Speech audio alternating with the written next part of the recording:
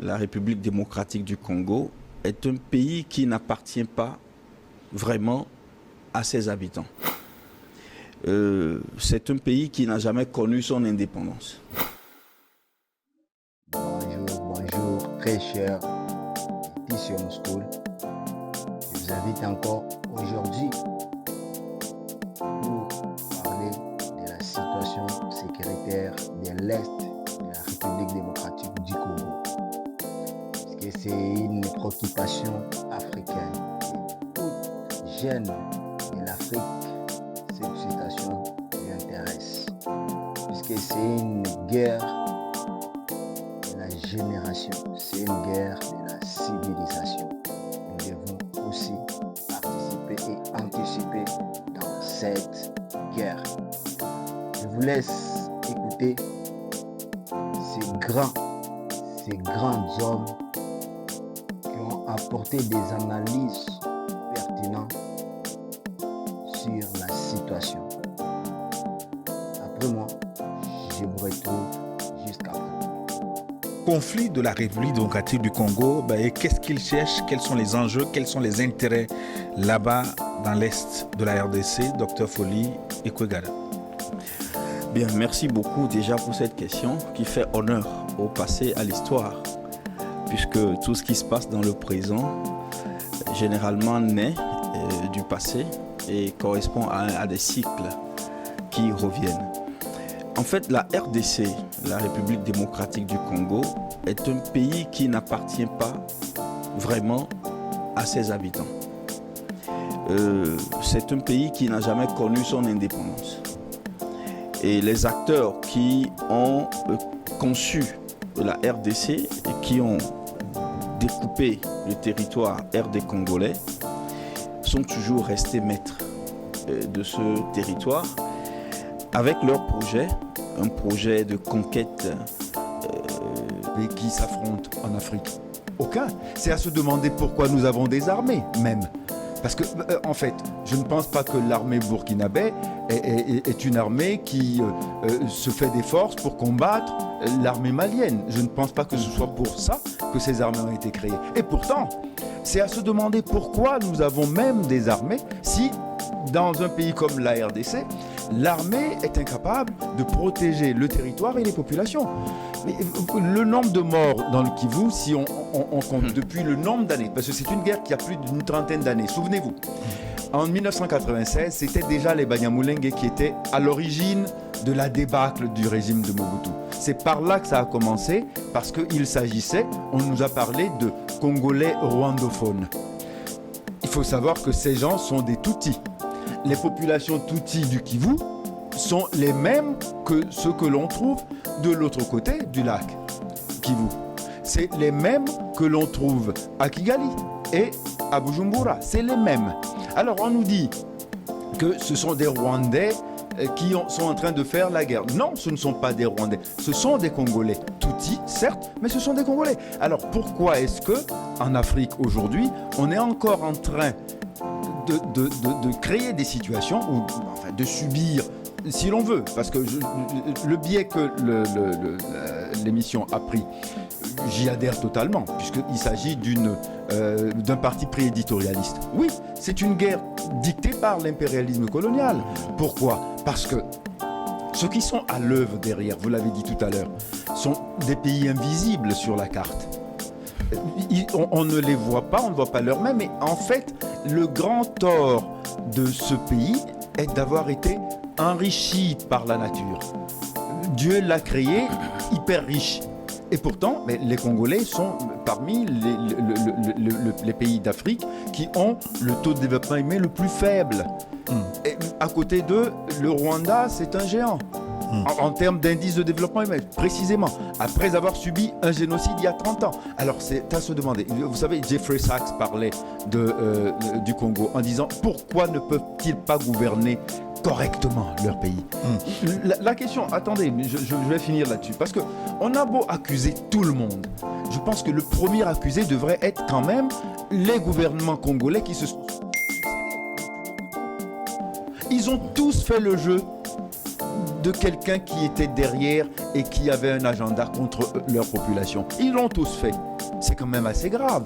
Donc, quand on arrive à ce niveau d'irresponsabilité politique, on a beau jeu de venir crier que ce sont les autres qui nous en veulent, parce que vous avez été incapable et indigne de gouverner un pays qui ne demandait que à trouver des sauveurs, des sauveurs, je veux dire, pas mythologiques, des gens simplement patriotes. Sauveurs patriotes, pas mythologiques. Mais on n'a pas trouvé. On n'a pas trouvé. Il y a des généraux qui sont corrompus jusqu'à la moelle, qui sabotent eux-mêmes les plans stratégiques de leur armée. Comment on peut fabriquer des citoyens comme ça? Je veux dire, cette déficience de patriotisme est quand même quelque chose qu'il faut questionner. Avant de... Les Roumains notamment. Il y a des Roumains, il y a d'autres nationalités qui n'ont pas encore émergé, qui sont là parce qu'ils n'arrivent pas à organiser une armée patriotique. Lui-même, le président Tshisekedi, il n'a pas été bien élu. Parce on aurait dit que ce serait Martin Fayoulou qui aurait gagné les élections.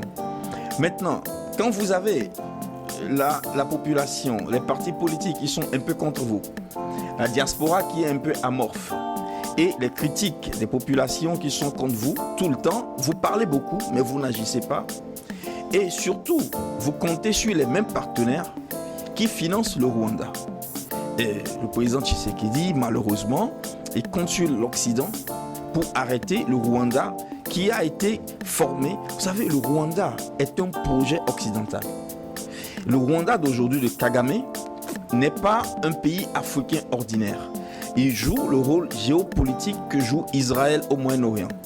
Donc, vous avez un État qui reçoit plus de 80 millions d'euros de dollars d'aide militaire, où l'armée est formée régulièrement par l'OTAN.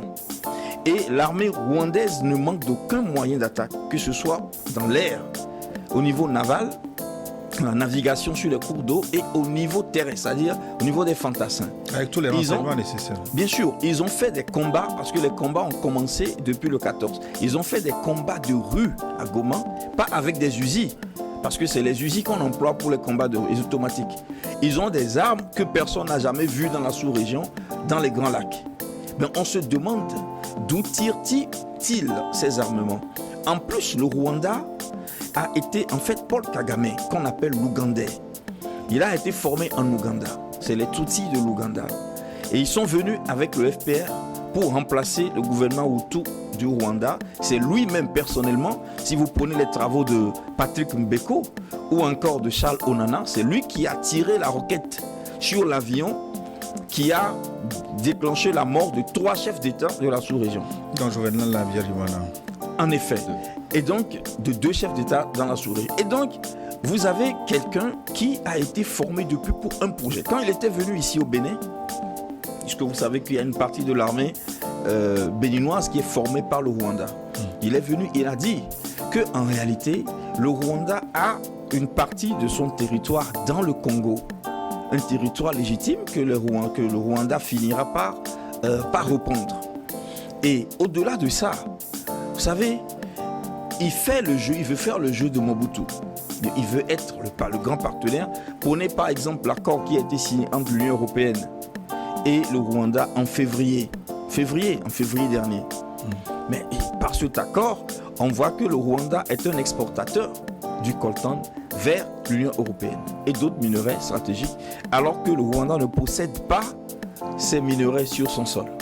Alors, vous avez un pays qui est un projet de l'impérialisme occidental. Mais je vais vous dire pourquoi. Je retourne toujours à Berlin.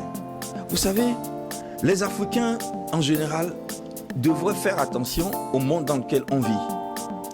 Les Africains pensent que le monde est beau, est joli, et surtout, certains pays qui sont considérés industrialisés, ils cherchent le bien du monde entier. Ils sont des universalistes, ils cherchent le bien du monde entier, et ils cherchent surtout leur bien. Mais les Africains se trompent, parce que le Concordat de Berlin a été cité encore en 1938. Et lorsque Albert Einstein, qui était un espion américain en Allemagne, et qui conseillait le gouvernement américain, Einstein disait aux États-Unis de tout faire pour que le Congo ne jouisse jamais des richesses qui se trouvent dans son sol.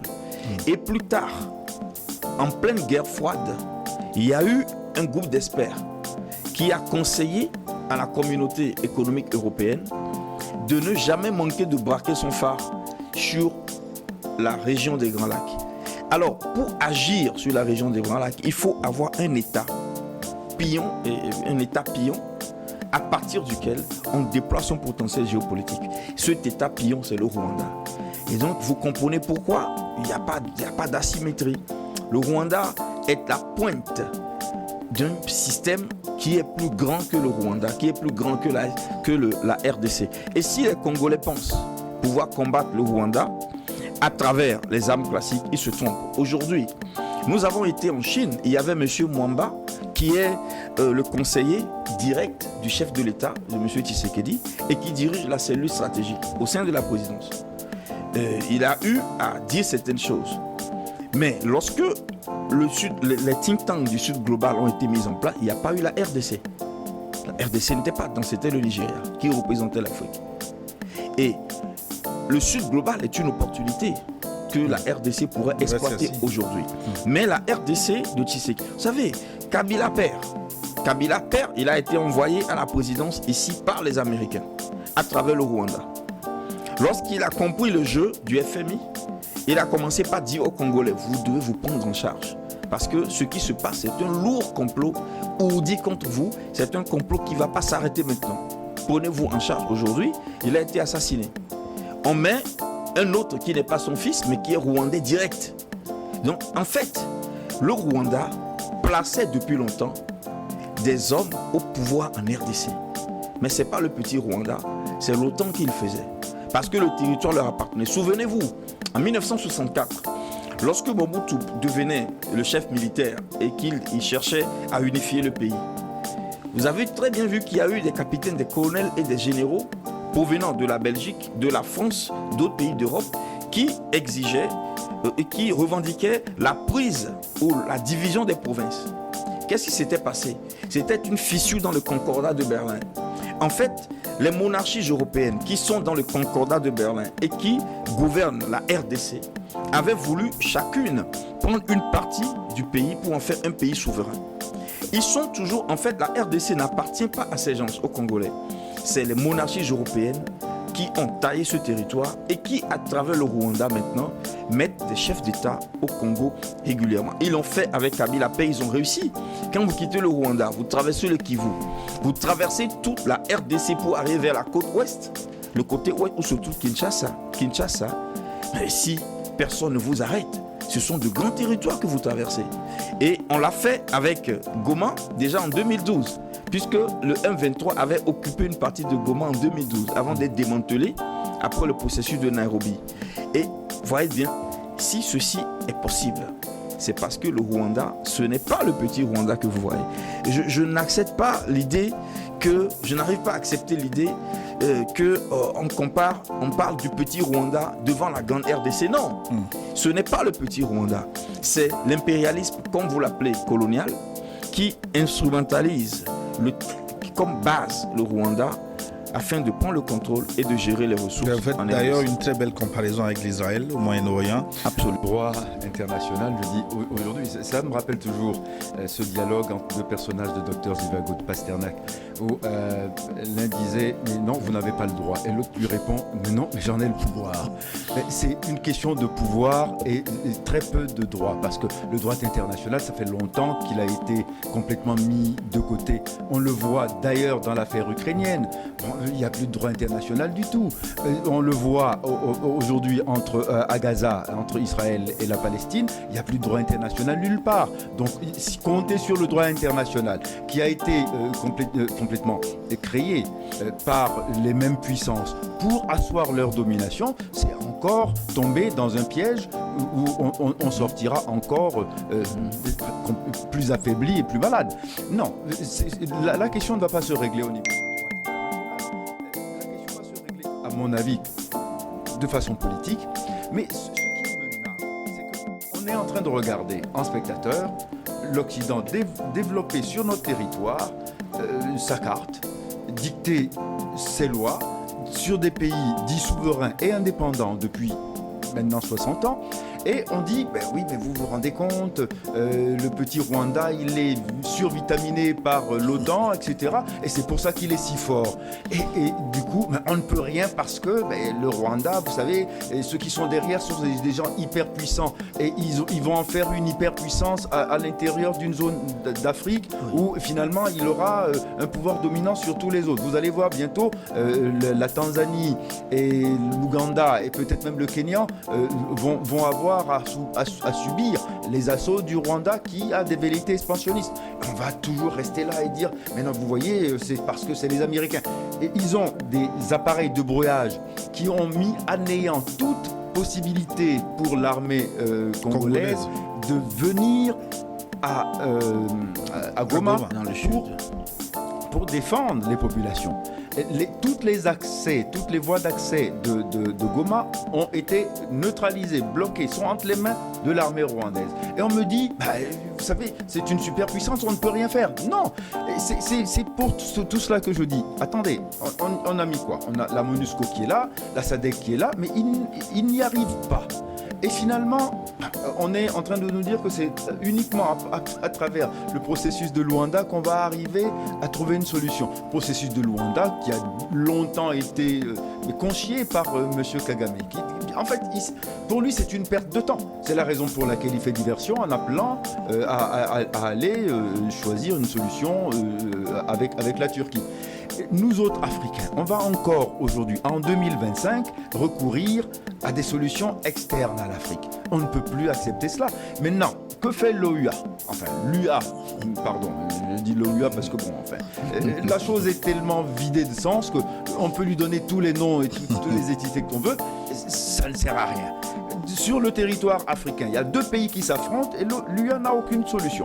La SADC n'en a pas trouvé. Les pays d'Afrique centrale n'ont pas trouvé non plus de solution. Alors, c'est pour moi la chose la plus tragique. C'est pas que les autres complotent contre nous. C'est pas que les autres veuillent à chaque fois asseoir un peu plus leur domination pour s'accaparer les matières premières. Mais on a les matières premières. Bon, mais d'accord, on les a. Maintenant, au moins protégeons à défaut des matières premières nos populations. On n'y arrive pas non plus parce que les autres sont très forts. Et on est tout le temps dans ce débat-là. Non, il faut à un moment donné qu'on commence à se dire que l'Afrique du 21e siècle ne peut plus ressembler à l'Afrique du 19e. Ce n'est plus possible. Du 19e à compter de Berlin, si vous voulez. Mais l'Afrique du 20e siècle a été, c'est vrai, c'est cette chose. Parce que finalement, l'Afrique ne comptait que parce qu'elle avait des matières premières. Aujourd'hui, les Africains ont compris qu'au-delà des matières premières, ils ont des ressources humaines. Je le dis tout le temps en faisant des comparaisons qu'on est obligé de prendre en considération. Prenez un pays comme la Suisse, zéro matière première. Mais il n'y a que des Suisses. C'est-à-dire, finalement, la matière grise a fini par produire du développement dans des proportions inimaginables. Prenez la Corée, pareil, ils ne sont pas en train de parler de leurs ressources naturelles, ils sont en train de parler de leurs ressources humaines, de la matière grise. Aujourd'hui, c'est un pays qui a une puissance numérique. Mais pourquoi est-ce qu'on est toujours en train de nous nous recroqueviller sur les ressources naturelles que nous avons et que les autres veulent prendre? On ne sait même pas nous défendre, nous. C'est les populations qui doivent protéger d'abord les ressources qu'elles ont. Mais on ne protège pas les populations, on parle de protéger les ressources. Voilà pourquoi nous avons des terroristes au nord Mali, au Burkina Faso, etc. Toujours des problèmes de ressources naturelles. Il faudrait qu'on arrive à changer le paradigme, qu'on pense l'Afrique autrement que par les ressources naturelles. Nous ne sommes pas qu'une géologie, nous sommes des millions de gens, 1,2 milliard de gens qui ont un avenir à défendre. Mais notre avenir ne peut pas se trouver dans l'immigration complètement déshumanisée en Europe ou en Amérique. Ils ne veulent plus de nous. Mais restons chez nous, mais au moins mettons les conditions pour être bien chez nous. Disons, écoutez, on ne va plus, si le jour, l'Afrique va se libérer le jour où les Africains vont dire, on ne va plus vous donner aucun produit. On va d'abord s'occuper de nous, on va trouver les moyens de notre avancée technologique et à partir de ce moment-là, on va se développer. On va faire aussi des voitures électriques. On en parle, on en fait, on en fabrique, mais les Africains n'y croient pas. C'est ça le problème. Ils croient toujours aux solutions qui sont à envoyer de quelque part. Mais les solutions africaines endogènes, les Africains n'y croient pas. C'est la raison pour laquelle ce genre d'aberration arrive. Et on vient vous dire, non, c'est une guerre téléguidée pour l'intérêt de l'OTAN. Mais c'est vraiment à se baffer quoi, quand vous voyez ce genre de choses. Mais bon, Maître Sosa ne réussira pas à me décourager sur les ressources actuelles. Moi, je m'en réjouis beaucoup. Parce qu'il faudrait qu'à un moment donné, nous fermions le cycle de Berlin. Et ce cycle va se fermer en RDC avec cette guerre. Parce que je crois que Kagame a commis l'erreur de trop en engageant son armée régulière. Maintenant, il y aura une guerre, une vraie guerre. Et une vraie guerre avec des acteurs insoupçonnés. Alors, pourquoi je parle de cette guerre qui devrait avoir lieu dans les Grands Lacs, avec l'implication de l'OTAN et d'autres puissances, et qui mettrait fin à ce qui se passe depuis 1886. Vous savez, en 1886, tous ces ambassadeurs, ils s'étaient réunis autour d'une carte, une fausse carte d'ailleurs, qu'on appelle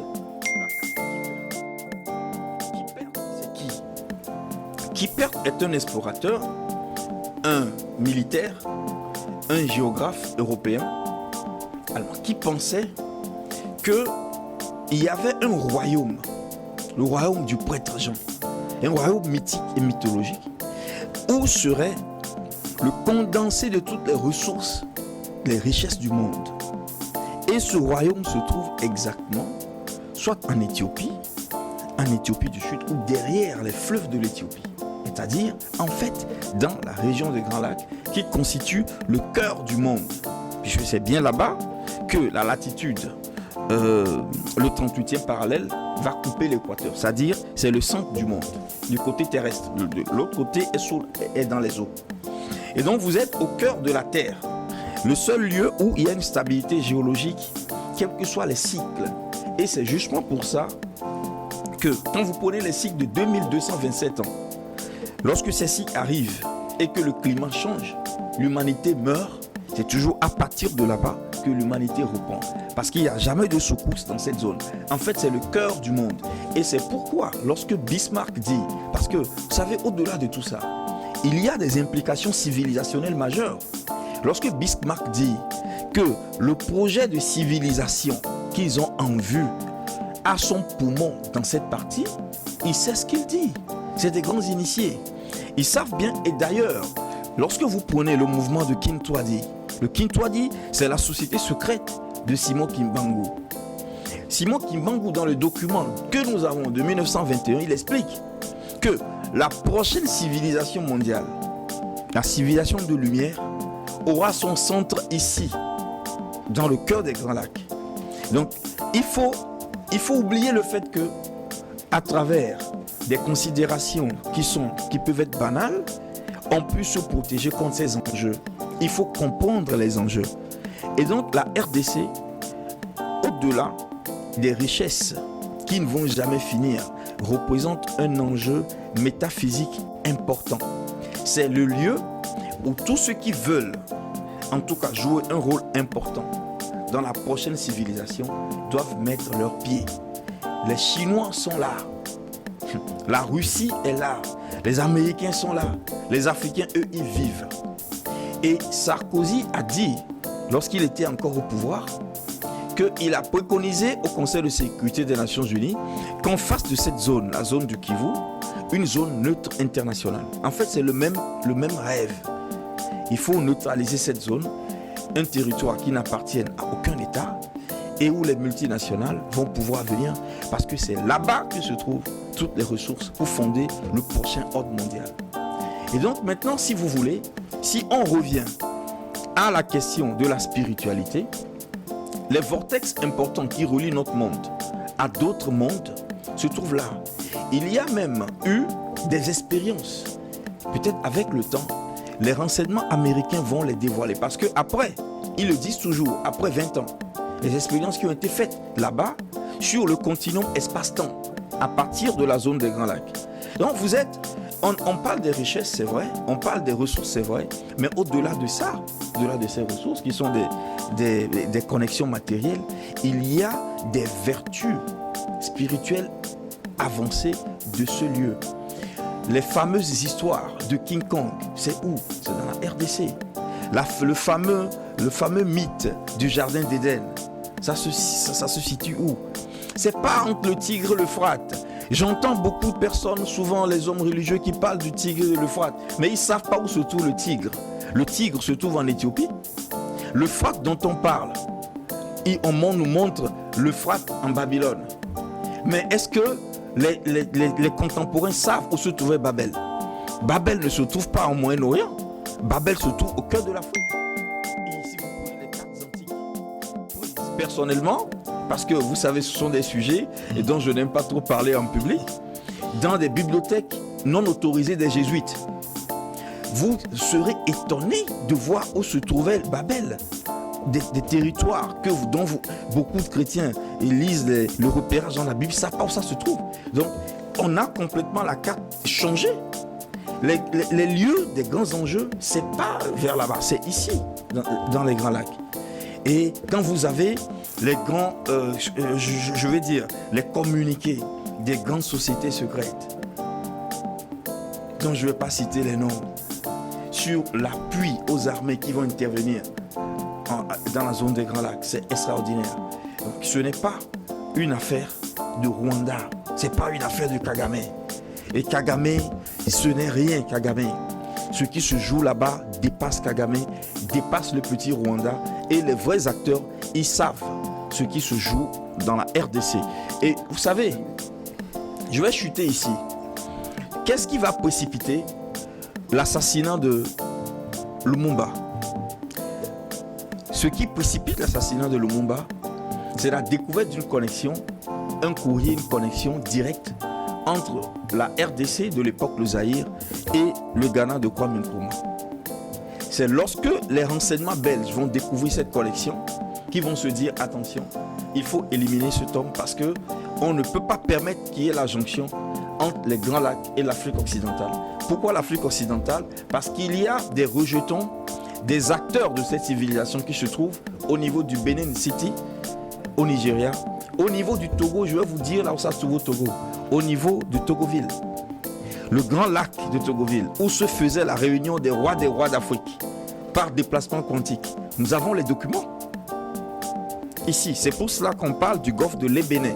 On dit le Bénin, mais ce n'est pas le Bénin, c'est l'E Bénin. C'est un golfe où se rassemblaient les rois d'Afrique. Et donc la jonction entre les Grands Lacs et l'Afrique occidentale, en particulier des pays qui sont sur la côte, est interdite. Et ça se trouve interdit aussi dans les protocoles des sages de Zion. Cela vous étonnera. Mais il faut prendre les protocoles, il faut lire. Après, des documents qui ont été retrouvés dans des bibliothèques en Hollande, des documents qui proviennent toujours de ce groupe, là où vous lisez par exemple qu'il n'y aura pas de souveraineté monétaire pour les pays d'Afrique. Il faut tout faire pour éviter la souveraineté monétaire. Et des groupes qui protègent cette interdiction sont nombreux. C'est ceux qui ont tué Sylvanus Olympio ici. Ce n'est pas les États-Unis officiels. Ce n'est pas le gouvernement américain qui a tué Sylvanus Olympio. C'est des armées secrètes et privées qui veillent à ce qu'on n'accède pas à la monnaie en souveraineté. Et ils travaillent sous couvert des gouvernements officiels. Vous savez, ce monde est profond. Il est très profond. Et nous devons prendre au sérieux la guerre qui se passe aujourd'hui. C'est une guerre cyclique et historique qui va se passer. Et je crois que Kagame, comme disent les Ivoiriens, il a frappé poteau. Cette affaire, j'espère qu'il est prêt pour supporter les conséquences, parce que les conséquences seront lourdes et vont durer dans le temps. On rejoint ce qu'on disait tout à l'heure. En RDC, il y a beaucoup plus d'églises qu'il n'y a d'écoles. Et vous voyez, ces églises professent quoi? Ce qu'il y a dans la Bible et qui raconte pour les peuples africains une fable à laquelle ils adhèrent à toute force, en oubliant qu'ils ont une spiritualité endogène et qui mérite d'être connue d'eux. Quand on parle encore de sociétés secrètes, quand on parle du manifeste des sages de Sion, oui, mais depuis le temps que nous les connaissons, qu'est-ce que nous avons tiré comme leçon de ce qu'il y a dans ce contenu par rapport à la spiritualité africaine? Bon, maintenant, on fait des festivals sur les divinités africaines. Enfin, on commence à peine à dévoiler ce que serait une spiritualité africaine que personne n'a le courage d'enseigner et personne n'a surtout envie de le faire. On préfère se présenter comme des musulmans ou des chrétiens et on se limite à ça. Et quand on dit qu'on est animiste, ça veut dire qu'on a quelque chose de satanique. Vous voyez, c'est tout un ensemble de choses. Et quand je dis que nous devons sortir de ces paradigmes, ça veut dire que nous devons, à partir de l'enseignement et de la connaissance maîtrisée des Africains, proposer une autre Afrique. Pas l'Afrique des ressources minières, l'Afrique autrement. C'est de ça, à mon avis, qu'il s'agit pour ce qui me concerne. Parce que je ne veux pas être tout le temps le greffier de l'histoire qui se déroule, où les dominants sont toujours en train de dominer, et raconter l'histoire de comment se passe la domination des autres. Ça ne m'intéresse plus. C'est-à-dire que, en fait, je ne veux même pas comprendre qu'on me dise qu'un pays est derrière quand nous avons des pays supposément indépendants. Aucun pays ne devrait être derrière. Tous les pays africains devraient se rallier pour défendre la RD Congo si c'est nécessaire. Mais on ne peut pas dire comme ça, ah ben vous savez, non. Je pense qu'aujourd'hui, si l'enjeu est beaucoup plus grand que le territoire de la RD Congo. L'enjeu, c'est finalement récupérer une dignité africaine. C'est de ça qu'il s'agit. On est trop dans dans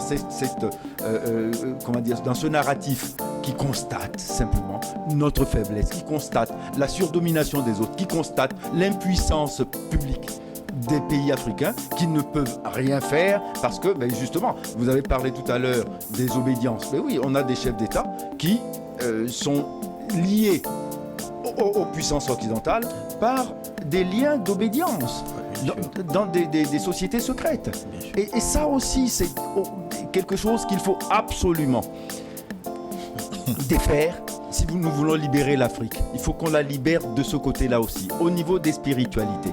Et ça, c'est des sujets sur lesquels il est difficile d'opiner publiquement parce qu'on se fait tout de suite beaucoup d'ennemis. Je me connais bien des ennemis dans beaucoup de domaines, mais dans celui-là aussi, il suffirait de nommer des choses et des noms pour que demain vous entendiez des choses absolument épouvantables. Ouais, pourquoi Tshisekedi